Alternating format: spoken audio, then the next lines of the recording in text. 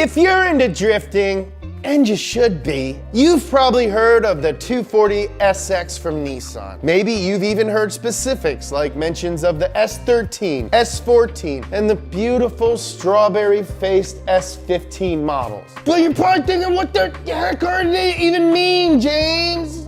The S chassis started out in life as the underpinnings of affordable alternatives to larger and more powerful rear-wheel drive sports cars. Not only have countless stories been made with these cars, entire careers have been launched using the humble S chassis. This is everything you need to know to get up to speed on the Nissan Silvia 240 SX, 200 SX, 180 SX, S chassis. If somehow you live inside of a rock and you haven't heard of these cars, the formula was pretty simple. The company used these S abbreviations to signify the development of their small rear-wheel drive car line, with S being derived from the name of the model in Japan, Silvia. The numbers represent which generation it was. 240 SX and the S chassis story begins in 1976 with a car that nobody really remembers. While Nissan had a small-ish sports car in their Z car, that car was becoming more expensive each year. So they made just what they needed, the S10. Created to be the cheaper, lighter car that Nissan wanted and the rest of the world needed, the first S chassis was born. Equipped with a 1.8-liter engine everywhere else and sold as Silvia's, American S10s were sold with a larger 2-liter engine and badged as 200 SXs. While Paul Newman had raced the earlier S10, the S110 received much more factory attention, gaining fame in a number of racing leagues. The two most famous of these racing S110s couldn't really have been more different from each other: the Group B 240 RS and the Japan-only Super Silhouette racers. We all know how crazy Group B was while it existed. All-wheel drive and spectators risking everything just to get closer to the cars. Nissan's entry to this series, the 240 RS, was not really any of these. Still, they had to make 200 road-going versions of the 240 RS for homologation rules, and thus graced the world's roads with a badass, rally-bred, box-flared creation. The other racing S10, the Super Silhouette racers built for the Japanese-only racing series, was insanely powerful.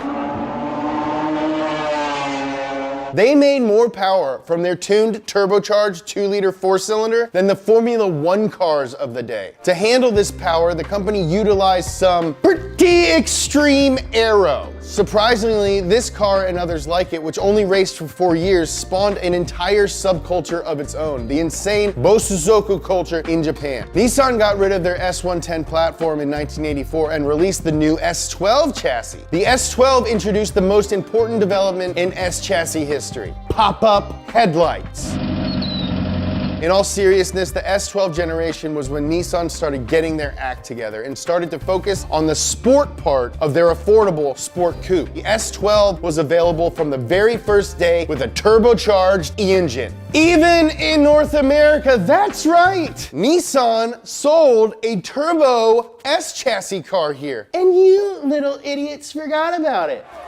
Shame. Nissan pulled the plug on turbochargers in 1987 for the US and instead introduced the new 200 SX Sports Edition. This car featured a unique trait among factory S chassis cars: a V6. Nissan killed the S12 in 1989 and introduced the car that cemented the S chassis into history: the S13. You ever heard of it?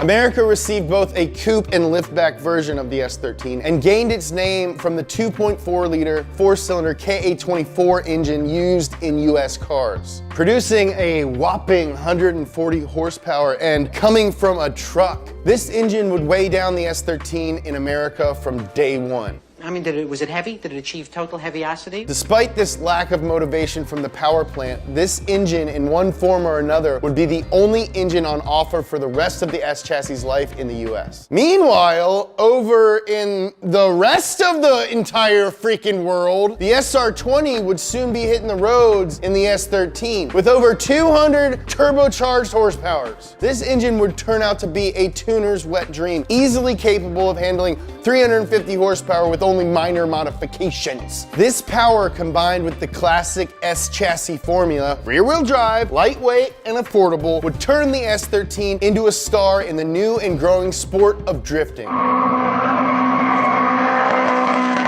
Pretty soon, Japanese underground drift stars were customizing their S13s in ways never before thought of. This would lay the foundation of drift culture as we know it.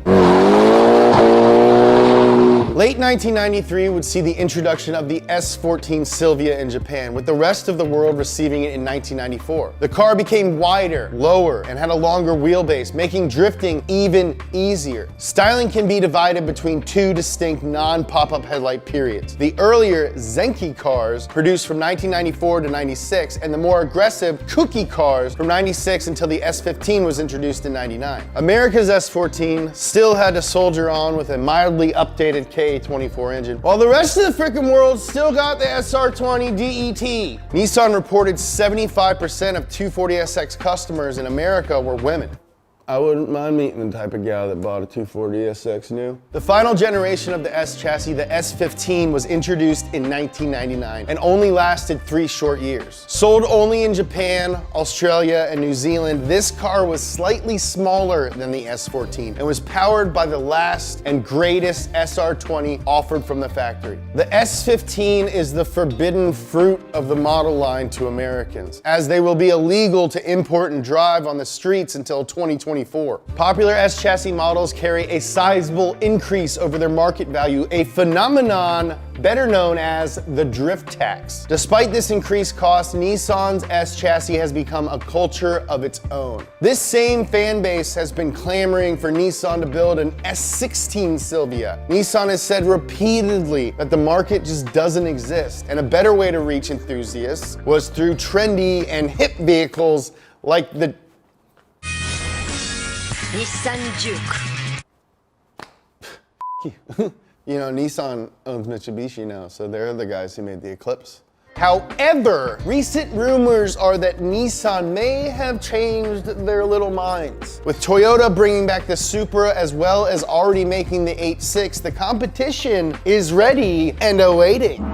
Special thanks to Honey for sponsoring this episode of Up to Speed. The more of you who sign up for Honey, the more cool shows we get to bring you. What is Honey? Honey is a free browser extension that automatically finds the best coupons on the web, so you always get the best prices on everything you buy online. It does all of the work for you. Whenever there's a coupon code box, it searches for the deal. There's no reason that I can think of for you not to add Honey to your browser today. 1, it takes literally 2 clicks to do it. 2, it's free. 3, it's more than free because it'll save you money. 4, it helps us bring you more videos. Click on the link below to add Honey to your browser right now. Please do it. Literally everyone in our office uses it even before they sponsor. Or you can go join honey.com/donutmedia. We got a link down here. Please do it. Subscribe, hit the subscribe button. The more subs we get, the more cool stuff we get to do with you guys. Thank you so much for supporting us. You're the only reason that we have jobs. You wanna know a Japanese car that was never sold in Japan?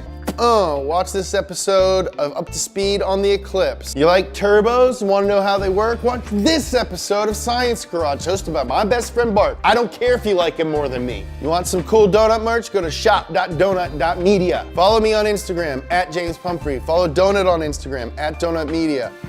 I love you.